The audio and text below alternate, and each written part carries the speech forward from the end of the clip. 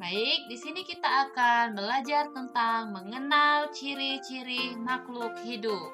Pendahuluan, makhluk hidup merupakan suatu organisme yang memiliki kemampuan untuk bernafas, berpindah tempat, merespon perubahan diri dan lingkungannya. Makhluk hidup terdiri menjadi tiga kelompok yang berbeda, yaitu yang pertama, manusia, yang kedua hewan, dan yang ketiga tumbuhan. Dari ketiga jenis makhluk hidup tersebut, kehidupan saling berinteraksi satu sama lain. Ciri-ciri makhluk hidup yaitu ada bernafas, bergerak, membutuhkan makan dan minum, peka terhadap rangsangan, tumbuh dan berkembang biak, serta beradaptasi. Adapun di sini bit mappingnya, ciri-ciri makhluk hidup yaitu yang pertama, ada bergerak. Bergerak itu contohnya seperti manusia berjalan, berlari. Yang kedua, hewan terbang atau berenang. Yang ketiga, tumbuhan bergerak menuju cahaya. Yang kedua ada bernafas. Bernafas itu seperti yang pertama, manusia dan hewan. Bernafasnya menggunakan paru-paru dan hidung. Yang kedua, ikan. Ikan itu menggunakan apa bernafasnya? Ikan itu bernafas menggunakan insang. Yang ketiga itu ada serangga. Serangga itu bernafas menggunakan trakea. Dan yang terakhir tumbuhan. Tumbuhan itu bernafas menggunakan stomata. Nah, adapun yang ketiga, membutuhkan makanan. Yang pertama, manusia itu makan nasi dan makan sayur. Yang kedua, hewan itu makan tumbuhan dan daging. Yang ketiga, tumbuhan itu membuat makanan sendiri. Bisa disebut dengan fotosintesis. Nah, yang keempat itu berkembang biak. Yang berkembang biak itu yang pertama, manusia dan hewan. Berkembang biaknya dengan cara melahirkan atau bertelur. Yang kedua itu tumbuhan. Berkembang biaknya menggunakan biji, tunas, atau stik. Nah, yang pertama bernafas. Bernafas atau bisa disebut respirasi merupakan proses mengambil oksigen dari lingkungan dan mengeluarkan gas karbon dioksida dari tubuh. Oksigen ini digunakan untuk mengubah zat makanan menjadi energi secara kimiawi. Energi yang dihasilkan digunakan untuk berbagai aktivitas tubuh. Yang kedua ada bergerak. Semua makhluk hidup dapat bergerak. Manusia dan hewan dapat bergerak bebas atau pindah tempat. Untuk bergerak, manusia dan hewan memerlukan sarana bantu untuk bergerak yang disebut alat gerak. Alat gerak ini dapat berupa kaki, sirip, ataupun sayap. Nah, yang ketiga itu membutuhkan makan dan minum. Semua makhluk hidup itu membutuhkan makan dan minum, meskipun dalam bentuk yang beragam dan tidak sama satu sama lain. Makanan ini berfungsi untuk bertahan hidup, menghasilkan energi, pertumbuhan, dan mengganti sel tubuh yang rusak. Sedangkan air berfungsi sebagai zat pelarut di dalam tubuh. Nah, yang keempat itu ada peka terhadap rangsangan. Semua makhluk hidup itu dapat berinteraksi terhadap perubahan yang terjadi di sekitarnya. Reaksi ini sendiri timbul jika ada rangsangan dari lingkungan. Rangsangan ini dapat berupa cahaya, panas, dingin, bau, sentuhan, dan lain-lain. Makhluk hidup ini menggunakan indera untuk mengenali adanya rangsangan. Baik, yang kelima itu ada tumbuh dan kembang. Tumbuh dan berkembang. Pertumbuhan adalah proses pertambahan jumlah dan berat sel makhluk hidup yang bersifat tidak biasa kembali ke keadaan semula atau bisa disebut irreversible. Pertumbuhan dapat diukur secara kuantitatif. Berkembang atau perkembangan adalah kondisi maju tercapainya kedewasaan yang terjadi secara reversible. Berbeda dengan pertumbuhannya, perkembangan termasuk kondisi yang dapat diukur secara kuantitatif namun dapat diukur secara kualitatif. Yang keenam, berkembang biak. Berkembang biak atau dapat melakukan proses reproduksi, proses biologi individu untuk menghasilkan individu baru. Tujuannya untuk menjaga kelangsungan hidup dan mewarisi sifat induknya. Cara makhluk hidup berkembang biak sangat beragam. Yang ketujuh itu ada beradaptasi. Adaptasi adalah kemampuan untuk hidup dalam menyesuaikan diri dengan lingkungan sekitar. Jika tidak dapat beradaptasi, maka makhluk hidup akan sulit bertahan, bahkan dapat mengalami kepunahan. Baiklah, itu saja pembelajaran kita pada hari ini.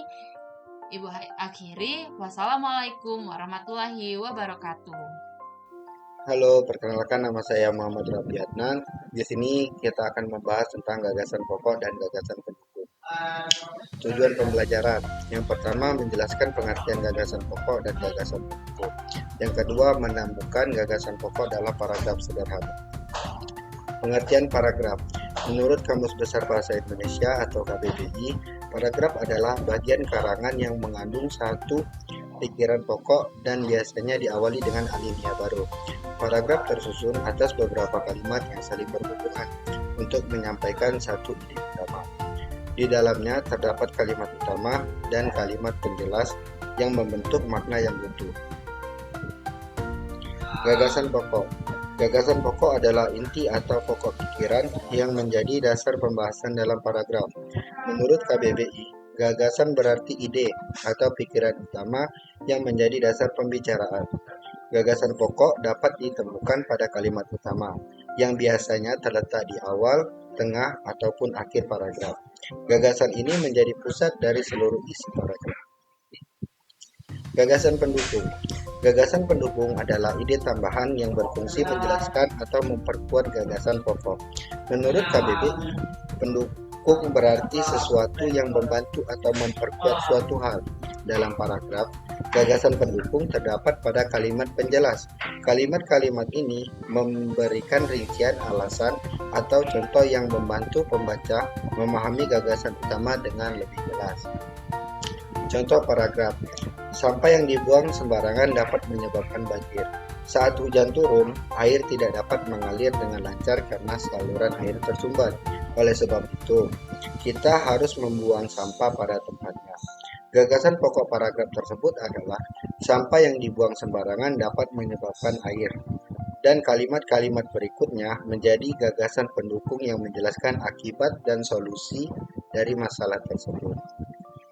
Letak gagasan pokok biasanya di awal paragraf disebut dedukatif, di akhir paragraf disebut indukatif, di awal dan di akhir paragraf disebut campuran. Contoh, di awal, hutan sangat bermanfaat bagi manusia. Kalimat ini adalah gagasan pokok. Cara menemukan gagasan pokok. Yang pertama, bacalah seluruh paragraf dengan cermat. Yang kedua, temukan kalimat yang paling umum atau utama. Yang ketiga, perhatikan kalimat lain yang menjelaskan atau mendukung kalimat utama. Dan yang keempat, kalimat paling umum itulah gagasan pokoknya. Jadi, kesimpulannya adalah gagasan pokok merupakan ide utama yang menjadi inti dari sebuah paragraf. Sedangkan gagasan pendukung berfungsi menjelaskan dan memperkuat gagasan pokok. Keduanya saling melengkapi agar paragraf menjadi utuh dan mudah dipahami.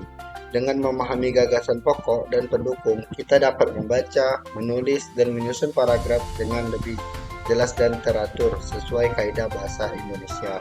Terima kasih. Halo, assalamualaikum anak-anak. Kembali lagi bersama Ibu Erin Vitalita. Hari ini Ibu akan menjelaskan materi tentang zat dan perubahannya. Ada materi yang akan Ibu sampaikan. Yang pertama ada zat padat, zat cair, dan zat gas. Berikut adalah tujuan pembelajaran kita pada hari ini. Yang pertama, mengidentifikasi wujud zat dan modal partikelnya. Yang kedua, membandingkan perubahan fisika dan kimia. Yang ketiga, menjelaskan perubahan wujud zat. Dan yang terakhir, menentukan kerapatan zat berdasarkan massa dan volumenya. Ayo kita berdiskusi. Yang pertama, apa yang terjadi saat es mencair? Yang kedua, mengapa air mendidih menghasilkan uap? Dan yang ketiga, bisakah suatu zat berubah bentuk kembali ke bentuk asalnya? Wujud zat padat. Nah, wujud zat padat itu sifatnya bentuknya itu tetap, volumenya tetap. Contohnya seperti kayu dan batu. Lalu ciri-cirinya partikelnya rapat dan teratur. Selanjutnya ada wujud zat cair. Sifatnya bentuknya berubah sesuai wadah, volumenya tetap, memiliki ciri-ciri partikel agak renggang, bisa bergerak. Contohnya seperti air dan minyak. Selanjutnya ada wujud gas. Nah, wujud gas itu anak-anak sifatnya bentuk dan volumenya berubah-ubah. Ciri-cirinya Contohnya, partikel sangat renggang bergerak bebas, contohnya seperti angin dan uap air. Jenis perubahan wujud zat, ada mencair. Nah, mencair itu adalah perubahan zat dari padat menjadi cair karena menerima energi panas. Contohnya seperti es krim yang dikeluarkan dari freezer lalu ditaruh di ruangan yang terbuka, es krim tersebut akan mencair. Yang kedua ada membeku, perubahan wujud zat dari cair yang menjadi padat, melepaskan energi panas. Nah, anak-anak pernah nggak bikin batu es? Kalau anak-anak pernah bikin batu es, nah, air yang cair tersebut dimasukkan ke dalam freezer, dia akan membeku. Lalu anak-anak, jenis perubahan wujud zat itu ada menguap. Nah, menguap ini perubahan wujud zat cair menjadi gas karena menerima energi panas. Anak-anak pernah tidak memasak air dalam panci? Nah, kalau anak-anak lihat itu ada asap di atas panci, itulah yang disebut dengan menguap. Lalu ada mengembun, perubahan wujud zat dari gas menjadi cair karena melepas energi panas. Uap air menjadi embun di pagi hari. Anak-anak pernah tidak melihat embun di kaca? Jenis perubahan zat, menyumbling, perubahan wujud zat menjadi dari padat langsung menjadi gas tanpa melalui fase cair karena menerima energi panas. Contohnya seperti kapur barus yang menghilang. Anak-anak pernah tidak melihat kapur barus? Dia itu warna-warni, berbentuk bulat dan suka ada di kamar mandi. Lalu ada mengkristal, perubahan wujud zat dari gas langsung menjadi padat tanpa melalui fase cair karena melepas energi panas. Contohnya seperti gas air laut menjadi garam. Lalu perubahan fisikanya, perubahan yang hanya mempengaruhi bentuk, ukuran, dan keadaan suatu zat tanpa menghasilkan zat baru. Ciri-cirinya bersifat reversible, dapat kembali ke keadaan semula. Contohnya seperti es yang mencair menjadi air. Lalu ada perubahan kimianya. Definisinya, perubahan yang menyebabkan terbentuknya zat baru dengan sifat kimia yang berbeda. Ciri-cirinya bersifat irreversible atau tidak dapat kembali ke keadaan semula. Contohnya seperti kayu yang terbakar menjadi abu. Selanjutnya ada kerapatan zat.